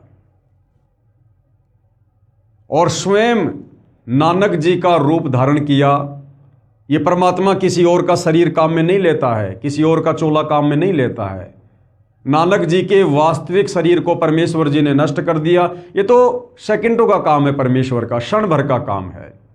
और वैसी as it is same to same Nanak ji की देह बनाई और परमेश्वर जी ने फिर उस देह में आगे चलकर ये सारे के सारे चमत्कार किए। देश और दुनिया को लग रहा था कि नानक जी ने चमत्कार किए, नानक जी ने इतनी सारी ये सिद्धियां दिखाई, जबकि भाई और बहनों, बेई नदी से सचखंड जाने के बाद नानक जी का किसी प्रकार का कोई रोल नहीं रहता है। उसके बाद सारा का सारा खेल कबीर परमात्मा जी अपने हाथ में ले लेते हैं। महिमा श्री नानक जी की बनती चली गई और कार्य, चमत्कार, सिद्धियां सब कुछ कबीर परमात्मा जी ने दिखाई। तो कबीर परमात्मा जी कहो चाहे सतगुरु रामपाल जी कहो, इन्होंने ही बाला और मर्दाना को नानक जी के रूप में भगत प्रहलाद के लोक के दर्शन करवाए। वह तीसरे महापुरुष सतगुरु रामपाल जी महाराज हैं। क्योंकि भाइयों और बहनों, कबीर परमात्मा के समकालीन कोई नहीं है, उनके बराबर कोई नहीं हो सकता, उनके जैसा भी कोई नहीं हो सकता। तो मर्दाना जी यहाँ पर कह रहे हैं कि नानक जी और कबीर जी के बराबर होगा वो तीसरा संत जो पंजाब की धरती पर होगा, जाट जाति में होगा। अर्थात ये सारे के सारे खेल, चाहे काशी के बनारस में जुलाही की भूमिका करना हो, ये कबीर परमात्मा जी ने की। नानक जी के रूप में बहुत सारे चमत्कार करना हो, ये भी कबीर परमात्मा जी ने किया। और आज धरती पर पुनः 8 सितंबर 1951 को वही कबीर परमात्मा सतगुरु रामपाल जी के नाम से धरती पर अवतरित हैं। तो वह तीसरे महापुरुष सतगुरु रामपाल जी महाराज हैं तथा इनका आध्यात्मिक ज्ञान भी इन दोनों महापुरुषों परमेश्वर कबीर जी तथा श्री नानक देव जी से मेल खाता है। आप देखेंगे दोनों फोटोकॉपी, जो जन्म साखी भाई बाले वाली जो कि एक पंजाबी भाषा में है तथा दूसरी हिंदी है जो कि पंजाबी भाषा से ही अनुवादित है। इसमें कुछ लेख ठीक नहीं लिखा है। जैसे पंजाबी भाषा में लिखा है कि जो इस जीहा कोई होवेगा ता एथे पहुंचेगा, होर दा एथे पहुंचण दा कम नहीं। परंतु हिंदी वाली जन्म साखी में यह विवरण नहीं है, जो बहुत महत्वपूर्ण है। इससे सिद्ध है कि लिखते समय कुछ लेख बदल जाता है, फिर भी ढेर सारे प्रमाण हैं जो इस पुस्तक में अन्य महापुरुषों के द्वारा सतगुरु रामपाल जी महाराज के विषय में कहे गए हैं, वे भी इसी को प्रमाणित करते हैं। विशेष यदि कोई ये कहे कि जन्म साखी में लिखी व्याख्या संत गरीबदास जी गांव छुडानी वाले के लिए है, यानी भाई बाल्य वाली जन्म साखी में जो कहा गया ना कि वो जो संत होगा वो जाट जाति में होगा, पंजाब की धरती पर होगा, तो यहाँ पर शंका समाधान किया जा रहा है कि कोई ये ना सोचे कि ये आदरणीय गरीबदास जी के विषय में, जो कि जाट जाति में थे, गांव छुडानी में थे, छुडानी भी उस समय जो है वो पंजाब की ही वो धरती पर था, तो कोई ये मन में शंका ना कर ले कि यहाँ पर भगत प्रहलाद ने जाट जाति का वर्णन, पंजाब की धरती पर आने का वर्णन आदरणीय गरीबदास जी के लिए किया होगा। यदि कोई ये कहे कि जन्म साखी में लिखी व्याख्या संत गरीबदास जी गांव छुडानी वाले के लिए है, क्योंकि वे भी जाट जाति से थे तथा छुडानी गांव भी पहले पंजाब प्रांत के अंतर्गत आता था, ये भी उचित नहीं लगती, क्योंकि संत गरीबदास जी ने अपनी अमृतवाणी असुर निकंदन रमेणी में कहा है कि सतगुरु दिल्ली मंडल आईसी, सूती धरनी सुम जगाईसी। आदरणीय गरीबदास जी ने तो खुद ही क्लियर कर दिया कि भैया वो संत मैं नहीं हूं जिसके विषय में भगत प्रहलाद ने मर्दाने को बताया था। क्योंकि आदरणीय गरीबदास जी को कबीर परमात्मा जिंदा महात्मा के रूप में मिले थे और उसके बाद उनको शतलोक दिखाया, उनका ज्ञान योग खोला, तो आदरणीय गरीबदास जी ने पांचवें वेद सूक्ष्म वेद की रचना की, जिसको सदग्रंथ साहिब कहते हैं। जिस सदग्रंथ साहिब का सभी सतलोक आश्रमों में 3 दिन का पाठ होता है, तो उसी सदग्रंथ साहिब में से सतगुरु रामपाल जी ने जो हमें त्रिकाल संध्या दी है, सुबह का नित्य नियम, दोपहर की रमेणी, शाम की संध्या आरती, तो दोपहर की रमेणी को क्या कहते हैं? असुर निकंदन रमेणी, यानी दोपहर में हम भाई बहन जो आरती करते हैं उसको असुर निकंदन रमेणी कहते हैं। तो आदरणीय गरीबदास जी ने ये क्लियर कर दिया असुर निकंदन रमेणी में कि सतगुरु दिल्ली मंडल आईसी, सूती धरणी सुम जगाईसी, कि भाई मुझे जो सतगुरु मिला था, जो कबीर भगवान मिला था मुझे जिंदा बाबा के रूप में, वो आगे चलकर दिल्ली मंडल में आएगा। यानी गरीबदास जी ने क्लियर कर दिया कि दिल्ली मंडल में आगे चलकर मैं नहीं आऊँगा 8 सितंबर 1951 को, मेरे सतगुरुदेव जी आएंगे जो मुझे सतलोक से आकर जिंदा बाबा के रूप में मिले थे, कबीर जी। यानी वो कबीर जी ही आगे चलकर दिल्ली मंडल में आएंगे। और भाई और बहनों, जो विशेष संदेश सतगुरु रामपाल जी ने अपने इसार जेल के दौरान बाहर हम आत्माओं के लिए भेजे थे, उस विशेष संदेश में भी सतगुरु रामपाल जी ने इस विषय को लेकर बिल्कुल क्लियर कर दिया है कि वर्तमान में तुम्हारे सतगुरु के रूप में, यानी सतगुरुदेव भगवान स्वयं के विषय में कह रहे हैं कि वर्तमान में वही कबीर भगवान गरीबदास जी का सतगुरु वर्तमान में तुम्हारा गुरु है। कि भाई गरीबदास जी के समय आए थे और वर्तमान में तुम्हारे सामने प्रत्यक्ष प्रकट है, पहचान सको तो पहचान लो। तो गरीबदास जी के समय कौन आए थे? खुद कबीर भगवान आए थे जिंदा बाबा के रूप में। और गुरुदेव कह रहे हैं कि जो गरीबदास जी के समय आए थे वही महापुरुष आज धरती पर तुम्हारे सामने प्रत्यक्ष प्रकट है तुम्हारे गुरु के रूप में। यानी सतगुरु रामपाल जी स्वयं वही जिंदा बाबा, वही कबीर भगवान है, जो बड़े सौभाग्य से आप और हमें सतगुरुदेव भगवान के रूप में नसीब हुए हैं। एक छोटा सा संदेश सतगुरु रामपाल जी परमेश्वर जी का सुनिएगा। तो क्या बताते हैं? उत्तर दक्षिण पूर्व पश्चिम फिरता दाने दाने लो, और सर्व कला सतगुरु साहिब की, हरि आए हरियाणे।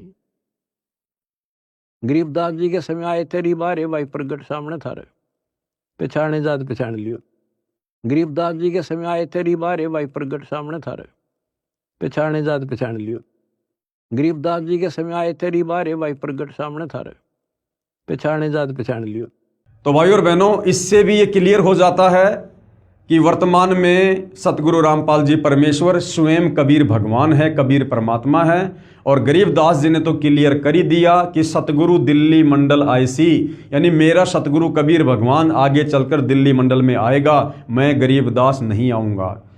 तो भगत प्रहलाद ने मर्दाने से जो कहा था वो सतगुरु रामपाल जी परमेश्वर जी के लिए है। संत गरीबदास जी ने अपनी अमृतवाणी असुर निकंदन रमेणी में कहा है कि सतगुरु दिल्ली मंडल आईसी, यानी मेरा सतगुरु कबीर आगे चलकर दिल्ली मंडल में आएगा, यानी गांव धनाने में प्रकट होगा। और सूती धरनी सुम जगाईसी, भावार्थ है कि संत गरीबदास जी के सतगुरु पूज्य कबीर साहिब जी थे। पुराना रोहतक जिला सोनीपत, रोहतक तथा झज्जर को मिलाकर एक जिला रोहतक था, दिल्ली मंडल में लगता था। यह किसी राजा के अधीन नहीं था, अंग्रेजों के शासनकाल में दिल्ली के अधीन था। संत गरीबदास जी ने स्पष्ट किया है कि सतगुरु यानी परमेश्वर कबीर जी दिल्ली मंडल में आएंगे। तो दिल्ली मंडल में वर्तमान में कौन आए? सतगुरु रामपाल जी आए। तो गरीबदास जी के सतगुरु यानी कबीर भगवान ही स्वयं 8 सितंबर 1951 को सतगुरु रामपाल जी के नाम से प्रकट हुए हैं। दिल्ली मंडल में आएंगे, भक्तिहीन प्राणियों को जगाएंगे, सूती धरनी सोम जगाईसी, और शत भक्ति कराएंगे। ध्यान रहे, कबीर सागर में काल के दूतों ने मिलावट करके सत्य को न जानकर अपनी अटकलबाजी से असत्य प्रमाण दिए हैं। उसका नाश करने के लिए परमेश्वर कबीर जी ने अपने अंश अवतार संत गरीबदास जी द्वारा यथार्थ ज्ञान प्रचार करवाया है, जो संत गरीबदास जी की अमृतवाणी रूप में है। इसी बात की पुष्टि कबीर सागर के संपादक कबीर पंथी श्री युगलानंद बिहारी जी की उस टिप्पणी से होती है जो उन्होंने अनुराग सागर तथा ज्ञान सागर की भूमिका में की है, और कहा है कि कबीर पंथियों ने ही कबीर पंथ के ग्रंथों का नाश कर रखा है। अपने अपने मत अनुसार फेर बदल करके अपने मत को जोड़ा है। मेरे पास अनुराग सागर तथा ज्ञान सागर की कई प्रतियां रखी हैं जिनमें से एक दूसरे से मेल नहीं खाती हैं। सतगुरु रामपाल जी महाराज का जन्म, लेखक के अनुसार जन्म, और जब ये ज्ञान समझ में आएगा तो उसके अनुसार अवतरण। सतगुरु रामपाल जी महाराज का अवतरण श्री नंदराम जाट के घर 8 सितंबर 1951 को गांव धनाना, जिला सोनीपत, उस समय जिला रोहतक में हुआ था, जो वर्तमान हरियाणा तथा पंजाब प्रांत मिलकर उस समय एक ही पंजाब प्रांत था। परमेश्वर कबीर जी ने भी कहा था कि जिस समय कलयुग 5500 वर्ष बीत चुका होगा, मैं गरीबदास वाले 12वें पंथ में आगे स्वयं आऊंगा।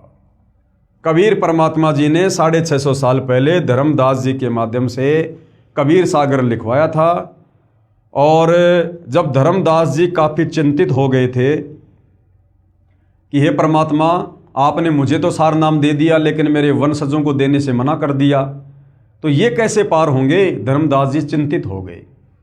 तो कबीर परमात्मा ने कहा कि धर्मदास तू चिंता ना कर, 5505 वर्ष जब कलयुग बीत जाएगा उस समय मैं खुद गरीबदास जी के 12वें पंथ में जाऊंगा आगे।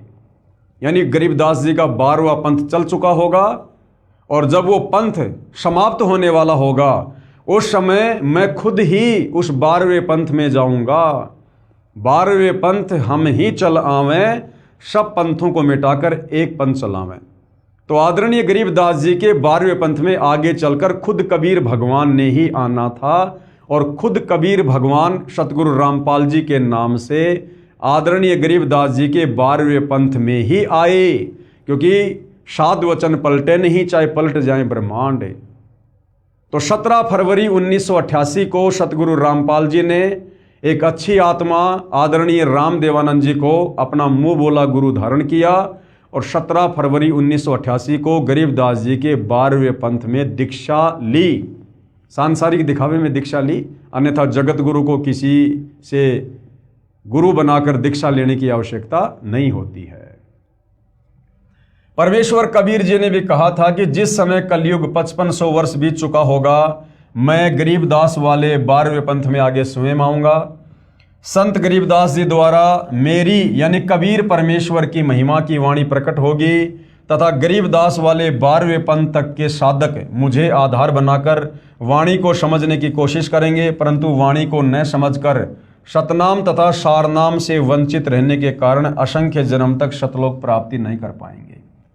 यानी गरीबदास जी के पंथ में जितने भी समय तक गरीबदास जी का पंथ चला, तो गरीबदास जी के पंथ में जितने भी लोग नाम दीक्षा लेंगे, उपदेश प्राप्त करेंगे, वो लोग असंख्य जन्मों तक मोक्ष प्राप्त नहीं कर पाएंगे। उसी 12वें पंथ यानी गरीबदास जी वाले पंथ में, उसी 12वें पंथ गरीबदास जी वाले पंथ में मैं परमेश्वर कबीर जी ही स्वयं चलकर आऊंगा।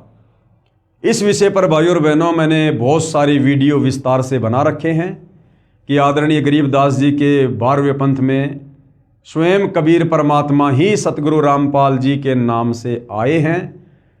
बहुत सारे जो प्रमाण हैं गुरुदेव के सत्संगों से दास ने दिए हुए हैं। इस ज्ञानगंगा पुस्तक पर यदि हम विस्तार से बात करेंगे तो नए भगत भाई बहन लेख को नहीं समझ पाएंगे। इसलिए यदि आप सतगुरु रामपाल जी परमेश्वर जी से उपदेश प्राप्त हैं तो आप मुझदास के और भी बहुत सारे वीडियो सोशल मीडिया पर देख सकते हैं। इस विषय को लेकर आपको भली भांति समझ में आ जाएगा कि आदरणीय गरीबदास जी के 12वें पंथ में 17 फरवरी 1988 को कबीर परमात्मा यानी सतगुरु रामपाल जी ने आदरणीय रामदेवानंद जी से सांसारिक तौर पर दीक्षा लेकर उनको अपना मुंह बोला गुरु धारण करके उन्होंने जो है एंट्री की है, क्योंकि परमेश्वर की वाणी कभी गलत नहीं हो सकती है। उसी 12वें पंथ गरीबदास जी वाले पंथ में मैं परमेश्वर कबीर जी ही स्वयं चलकर आऊंगा। तब संत गरीबदास जी द्वारा प्रकट की गई वाणी को मैं कबीर परमेश्वर प्रकट होकर समझाऊंगा। तो सन 1994 से आदरणीय गरीबदास जी की वाणियों को सदग्रंथ साहिब को खोल खोल कर गांव गांव जाकर सत्संग करके कौन महापुरुष समझा रहे थे, सतगुरु रामपाल जी समझा रहे थे। और यहाँ पर आपको एक जो प्रमाण है और मिल गया है, संत गरीबदास जी द्वारा प्रकट की गई वाणी को मैं कबीर परमेश्वर क्या करूंगा, प्रकट होकर समझाऊंगा। मां के गर्भ से जन्म लेकर नहीं, प्रकट होकर समझाऊंगा।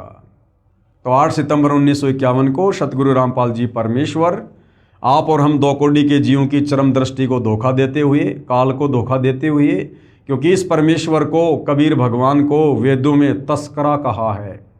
तस्करा का मतलब होता है जो आंखों में धूल झोंक कर अपना कार्य करता है। तो ये परमात्मा इस काल की आंखों में धूल झोंक कर इस प्रकार की लीला करता है। आदरणीय नानक जी ने तो कबीर परमेश्वर जी को प्यार में ठग कहा है, जो काल को भी ठग लेता है और अपना ज्ञान प्रचार करके अपनी आत्माओं को शतलोक ले जाता है। तो ये परमेश्वर की अजब गजब लीला है भाइयों और बहनों। ये जब आप इस ज्ञान की गहराई में जाओगे, जब आपको सतगुरु रामपाल जी से जुड़ने के बाद काफ़ी समय हो जाएगा, 5-10 वर्ष, उसके बाद आपको ये बातें समझ में आने लगेंगी। तो क्या कहा गया है, उसी 12वें पंथ गरीबदास जी वाले पंथ में मैं यानी परमेश्वर कबीर ही स्वयं चलकर आऊंगा तथा संत गरीबदास जी द्वारा प्रकट की गई वाणी को मैं कबीर परमेश्वर प्रकट होकर समझाऊंगा। प्रकट होकर, इससे सिद्ध हुआ कि जन्म साखी में जिस जाट संत के विषय में कहा है, निर्विवाद रूप से वह सतगुरु रामपाल जी महाराज ही हैं। फिर भी हम संत गरीबदास जी का विशेष आदर करते हैं, क्योंकि उन्होंने परमेश्वर कबीर जी का अमर संदेश सुनाया है।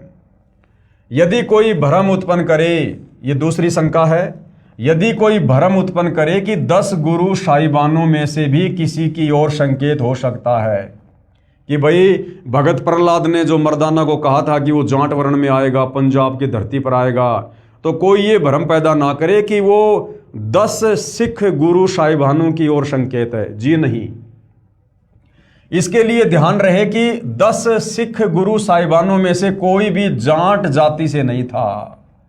दूसरे सिख गुरु श्री अंगद देव जी खत्री थे, यानी नानक जी भी जाति से जो है वो खत्री थे, और दूसरे सिख गुरु श्री अंगद देव जी भी जो है वो खत्री थे। तीसरे श्री अमरदास जी भी जो है वो खत्री थे। चौथे गुरु श्री रामदास जी भी जो है वो खत्री थे, तथा 5वें गुरु श्री अर्जुन देव जी से लेकर 10वें तथा अंतिम श्री गुरु गोविंद सिंह जी तक श्री गुरु रामदास जी की संतान अर्थात खत्री ही थे। फिर भी हम सभी सिख गुरु साहिबानों का विशेष आदर करते हैं। यानी कहने का मतलब है, मर्दाना ने जो पूछा था, भगत प्रहलाद ने जो बताया था कि वो जाट वर्ण में होगा, पंजाब की धरती पर होगा, वो सतगुरु रामपाल जी परमेश्वर जी के विषय में है। सतगुरु रामपाल जी महाराज कहते हैं, जीव हमारी जाति है, मानव धर्म हमारा, हिंदू मुस्लिम सिख ईसाई धर्म नहीं कोई न्यारा। ये स्लोगन है, ये नारा है परमेश्वर रामपाल जी का कि जीव हमारी जाति है, अर्थात हमारे को भिन्न भिन्न जातियों में केवल इस काल ने यहाँ पर बांट रखा है। असल में हम सब की एक ही जाति है कि हम सब जीव हैं और हमारी किसी प्रकार की कोई औकात नहीं है, हम जीव हैं। और मानव धर्म हमारा, अर्थात मानवता से बढ़कर, इंसानियत से बढ़कर दूसरा कोई धर्म नहीं है। ये बाकी जितने भी धर्म हैं हजारों की संख्या में, मुख्य तौर पर हिंदू, मुस्लिम, सिख, ईसाई, जैनी, बौद्ध, यहूदी, फारसी, मंगोली, ये सब इस काल के द्वारा उत्पन्न किए गए हैं, काल के द्वारा बनवाए गए हैं। आप और हम परमेश्वर की आत्माओं को इस कलयुग के समय में आपस में जो है बांटने के मकसद से, क्योंकि इसी समय कबीर परमात्मा धरती पर तत्वदर्शी संत के रूप में प्रकट होते हैं, अपने ज्ञान का प्रचार करते हैं, आत्माओं को काल के जाल से मुक्त करवाकर सतलोक लेकर जाते हैं। और काल को ये बिल्कुल भी पसंद नहीं है कि कोई भी आत्मा उस तत्वदर्शी संत की शरण में आकर ज्ञान को समझकर सतलोक चली जाए, क्योंकि इस काल को प्रतिदिन 1 लाख मानव शरीरधारी जो है आत्माओं के सूक्ष्म शरीर में जो वासना होती है उसको खाने का श्राप लगा हुआ है, तो ये अपने भोजन को इतनी आसानी से नहीं जाने देता है। तो गुरुदेव भगवान ने हमें बताया है कि जीव हमारी जाति है और मानव धर्म हमारा, हिंदू मुस्लिम सिख ईसाई धर्म नहीं कोई न्यारा। परमेश्वर कबीर जी ने कहा है, जाति न पूछो संत की, पूछ लीजिए ज्ञान, मोल करो तलवार का, पड़ी रहने दो म्यान। कि संतों से हमेशा ज्ञान की बातें करनी चाहिए, जाति और धर्म की बातें नहीं करनी चाहिए। कृपया प्रमाण के लिए देखें फोटोकॉपी जन्म साखी पंजाबी, गुरुमुखी पंजाबी भाषा वाली तथा हिंदी वाली, दोनों में आप जी सहज में समझ सकते हो कि वास्तविकता क्या है। जन्म साखियों के प्रकाशक हैं भाई जवाहर सिंह कृपाल सिंह, अमृतसर पंजाब। कृपया देखिए फोटोकॉपी जन्म साखी भाई बाले वाली पंजाबी भाषा वाली के पेज नंबर 272 की। ये जो भाई बाले वाली जन्म साखी है जो पंजाबी भाषा में है, उसके पेज नंबर 272 पर यानी 272 पर ये लेख लिखा हुआ है। दास को तो पंजाबी भाषा आती नहीं है, आप जी देख सकते हैं। हम सीधा इसकी हिंदी वाले एडिशन पर चलेंगे। कृपया देखें फोटोकॉपी जन्म साखी भाई बाले वाली हिंदी वाली के पेज नंबर 305 पर। तो ये लेख यहाँ पर साफ साफ लिखा हुआ है, भाई बाले वाली पेज नंबर 305। तब भगत प्रहलाद ने कहा, हे नानक देव, आपको इस कलयुग में बड़ा भगत बनाया है। आपकी ही संगति से अनेकों प्राणियों का भला होगा और आपका अनंत प्रताप होगा। तब मर्दाने ने कहा, हे भगत प्रहलाद जी, आप भी तो परम भगत हैं तथा भगवान ने आपके लिए ही अवतार धारण किया था। मर्दाने ने क्या कहा प्रहलाद जी को कि आप भी तो परम भगत हैं तथा भगवान ने आपके लिए ही अवतार धारण किया था। यानी भगत प्रहलाद जी, आप भी तो त्रेता युग में महान भगत हुए हैं और भगवान ने नरसिंह अवतार आप ही के लिए तो धारण किया था। आप भी तो परम भगत हैं तथा भगवान ने आपके लिए ही अवतार धारण किया था। प्रहलाद जी ने कहा, हे भाई मर्दाना, इस स्थान पर या तो कबीर पहुंचा है और यह गुरु नानक आया है। यहाँ आना कोई आसान यानी कोई सुगम कार्य नहीं है। एक और महापुरुष होगा जो पहुंच सकेगा, यानी मेरे लोक में एक और महापुरुष होगा जो आ सकता है। मर्दाने ने कहा, हे भगतवर, वह पुरुष कौन और कब होगा? प्रहलाद ने उत्तर दिया, जब गुरु नानक देव यहाँ आएंगे तो इनके 100 वर्ष पश्चात। यहाँ पर सैकड़ों वर्ष था, लेकिन लेखक ने यहाँ पर 100 वर्ष लिखा है जो गलत है। तो इनके सैकड़ों वर्ष पश्चात आएगा, अर्थात यहाँ केवल 3 आदमी ही आने हैं। ये आदमी जो शब्द है ये गलत है। ये किसी भी महापुरुष के लिए आदमी शब्द यूज नहीं किया जाता है।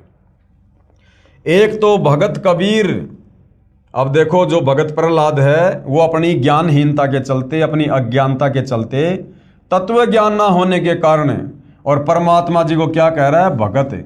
एक तो भगत कबीर और दूसरे श्री गुरु नानक देव जी, इनके पश्चात वह तीसरा आएगा। तब मर्दाने ने कहा, हे प्रहलाद जी, कबीर जी तो जुलाहा था और नानक देव जी खत्री हैं, परंतु वह तीसरा किस जाति का होगा? उत्तर में प्रहलाद जी ने कहा, हे मर्दाना, पंजाब की धरती, और वर्ण उसका जाट होगा। वर्ण क्या होगा? जाट होगा, जाट वर्ण में होगा। तथा नगर बटाला, ये बरवाला था भाई और बहनों, बटाला नहीं, तथा नगर बरवाला होगा। उस समय मर्दाना गुरु जी के चरण, फिर आगे लेख समाप्त हो जाता है। अब यहां पर किसी ने सवाल किया सतगुरु रामपाल जी के भक्तों से, प्रश्न, एक संस्कृत के विद्वान शास्त्री ने कहा कि आपके गुरु सतगुरु रामपाल जी महाराज संस्कृत नहीं पढ़े हैं। आप कहते हो कि उन्होंने श्रीमद् भगवद गीता का यथार्थ अनुवाद करके भक्तों को बताया है, यह कभी नहीं हो सकता। तो भगत ने क्या उत्तर दिया? सतगुरु रामपाल जी महाराज के भगत ने उत्तर दिया, शास्त्री जी, उसी को तो परमेश्वर का अवतार कहते हैं जो भाषा का ज्ञान ना होते हुए यथार्थ अनुवाद कर दे। क्योंकि परमेश्वर सर्वज्ञ है, सर्वज्ञ यानी सब कुछ जानने वाला, वो हर भाषाओं को जानता है। उन्हीं गुणों से युक्त उसका भेजा हुआ अवतार होता है। वह अवतार सतगुरु रामपाल जी महाराज जी हैं। जबकि इस ज्ञान की गहराई में जाने के बाद पता चलेगा कि सतगुरु रामपाल जी किसी के अवतार नहीं हैं। सतगुरु रामपाल जी स्वयं कबीर भगवान हैं, सर्वज्ञ हैं, और ये स्वयं ही सतलोक से अवतरित हुए हैं। आप तो केवल वेदों और गीता के अनुवाद से ही अचंभित हैं। सतगुरु रामपाल जी महाराज ने तो बाइबल तथा कुरान को यथार्थ रूप में बताया है, जिसे ईसाई धर्म के वर्तमान के फादर व पादरी तथा मुसलमान धर्म के मुल्ला व काजी भी नहीं समझ सके। तो भाइयों और बहनों, ये पवित्र पुस्तक ज्ञान गंगा, इस पवित्र पुस्तक ज्ञान गंगा में सर्व धर्म शास्त्रों से प्रमाणित यथार्थ ज्ञान है। आज से पहले हमने केवल अज्ञान ही सुना था। अज्ञानी धर्मगुरुओं की मनमुखी भक्ति वाली बातें, शास्त्रों वाली बातें हमने सुनी थी। अब जब हमारे सामने ये प्रमाणित ज्ञान आएगा तो आत्मा एकदम से तो स्वीकार नहीं करती है, लेकिन यदि हम थोड़ा सा धैर्य रखेंगे, थोड़ी रुचि लेंगे और परमपिता परमेश्वर जी से यदि हम अरदास करेंगे सद्बुद्धि की, तो भाई और बहनों, अवश्य हमें यह तत्व ज्ञान समझ में आएगा, जो तत्व ज्ञान हमारे ही धर्मशास्त्रों में था। लेकिन हमारे ज्ञानहीन काल प्रेरित धर्म गुरु हमें शास्त्रों से इस ज्ञान को निकाल कर नहीं दे पाए और हमें यथार्थ भक्ति और भगवान से दूर रखा, अपरिचित रखा, जिसका खामियाजा हम युगों युगों से भुगत रहे हैं। ना जाने कितनी बार हमने लख 84 योनियाँ भोगी हैं, कितनी बार हम स्वर्ग में गए, हम नरक में गए, असहनीय पीड़ाओं को भोगा, मोक्ष ना होने के चलते। क्योंकि शास्त्र विधि को त्याग कर शास्त्र विरुद्ध साधना करने के चलते, मनमुखी मंत्रों का जाप करने के चलते, ब्रह्मा विष्णु महेश काल दुर्गा या अन्य देवी देवताओं की भक्ति पूजा करने के चलते हमारा मोक्ष नहीं हो सकता है। तो भाई और बहनों, आज वो समय आ गया है। ये कलयुग की बिचली पीढ़ी है, मोक्ष का प्राइम टाइम है। आप और हमारे पास में गोल्डन चांस है। परमात्मा कबीर देव स्वयं सतगुरु रामपाल जी के नाम से धरती पर प्रकट हैं, जगत गुरु की भूमिका कर रहे हैं, तत्वदर्शी संत की भूमिका कर रहे हैं। हमने थोड़ा सा धैर्य रखना है, निष्पक्ष होकर हमने उनके ज्ञान को थोड़ी रुचि लेकर समझना है। एक बार यदि आत्मा ने इस ज्ञान को पकड़ लिया, स्वीकार कर लिया, तो भाई और बहनों, फिर मोक्ष में किसी भी प्रकार की कोई शंका नहीं है। और जैसे जैसे आपको ज्ञान समझ में आ जाता है, और यदि आप नाम दीक्षा लेने के इच्छुक हैं, तो सतलोक आश्रम के मोबाइल नंबरों पर संपर्क कीजिएगा, या सतलोक आश्रम की वेबसाइट है www.jagatgururampalji.org। वहाँ से आपको समस्त जानकारी मिल जाएगी, कहाँ से आपको दीक्षा मिलेगी, कैसे मिलेगी, कैसे आप सतगुरु रामपाल जी के पावन चरण कमल से जुड़ सकते हैं, अपनी आत्मा का कल्याण करवा सकते हैं। तो हम इस पवित्र पुस्तक में धीरे धीरे आगे बढ़ेंगे। तो आज के इस वीडियो में केवल इतना ही। नेक्स्ट हमारा जो टॉपिक होगा वो होगा भक्ति मर्यादा, यानी अभी तक तो हमने केवल इस पुस्तक की भूमिका के ऊपर ही ये 3 वीडियो बनाए हैं और भूमिका को समझना बहुत ही ज़रूरी था। भूमिका को समझे बिना हम आगे पुस्तक के लेख को नहीं समझ सकते हैं। तो अब आगे यथार्थ में ज्ञानगंगा पुस्तक का ज्ञान शुरू होगा और सर्वप्रथम सतगुरु रामपाल जी से जुड़ने के लिए क्या क्या मर्यादा हैं, क्या क्या उनके नियम हैं, उनके विषय में जानकारी होनी बहुत ज़रूरी है। तो भाई और बहनों, कल रात्रि 8:30 बजे हम भक्ति और मर्यादाओं के विषय में जानकारी प्राप्त करेंगे। तब तक पूज्य गुरुदेव भगवान हम सबको आज्ञा दे, आशीर्वाद दे, सद्बुद्धि दे, हमें भ्रमने और भटकने से बचाए, परमेश्वर इस ज्ञान को समझने के लिए हमें योग्य बनाए। बंदी छोड़ सतगुरु रामपाल जी परमेश्वर जी की जय हो।